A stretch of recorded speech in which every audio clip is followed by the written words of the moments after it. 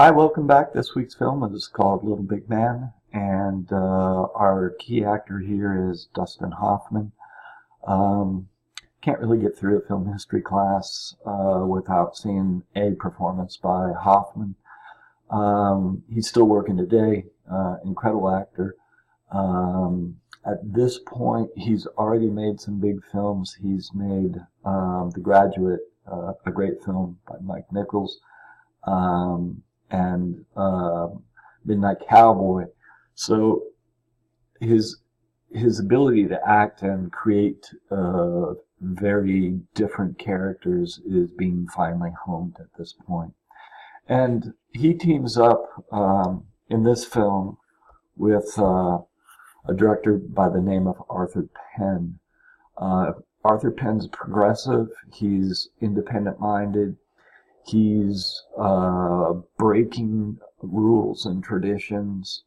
It's one of the reasons that we see a cluster here of films around this time in the 60s and 70s is they are redefining now how the language of film is here in America.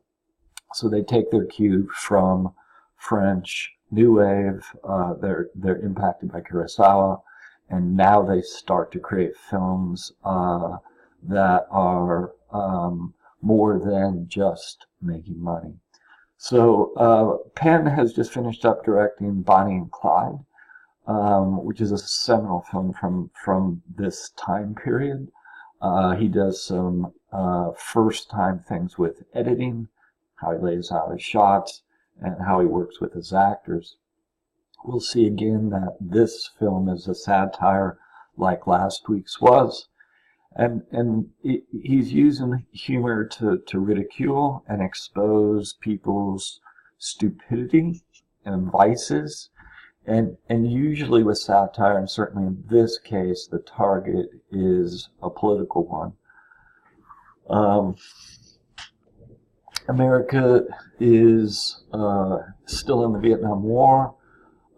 And there's a very strict chasm that's developing here between the older generation that have grown up through the 50s and the Eisenhower years, and then the younger generation, which is not happy and content with following in their parents' footsteps. It's not a life they want, and part of this rebellion is rejecting the politics of the day and the war itself. And these are themes that will appear masked a bit, but they're here nonetheless in Little Big Man. It does have a clear social conscience. It is about prejudice, injustice, and then the price of waging war. And it's one of the first films that opens up Americans to the American Indians' philosophy. And this it coincides more with the philosophy of the younger generation, and it's very much counter to the establishment's point of view.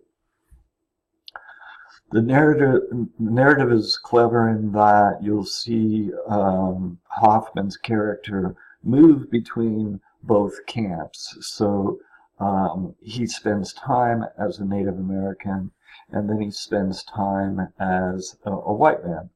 And he moves back and forth, and we get to see, by doing that with his character, you get to see behind the scenes, and you get to see inside of both those cultures. The whole movie is almost a visual metaphor here for the lunacy of the 60s. The madness that's going on around the world, in Vietnam, in our country, and it's just taken and set back in the Western days. Cinematography is sophisticated. It's extremely well shot. They use a lot of long lenses. They try and capture this feeling of the West and open spaces and newness. Some of it's shot up in Canada. Exceptional acting by Dustin Hoffman, and then Chief Dan George delivers a fantastic performance. One of the things that Arthur Penn did right here was, in the old Hollywood system, when there would be a call for Native Americans to be in the film, they would just generally put makeup on white guys. And here, Arthur Penn is sensitive to making sure that he casts someone relevant, believable, and he does a fantastic job with Chief Dan George.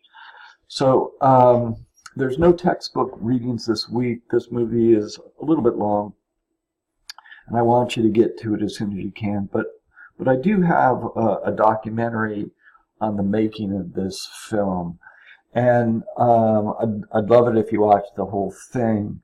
But I really want you to watch at least the first 9 minutes. That's we're going to pull some questions on that, most likely in the quiz or the discussion board.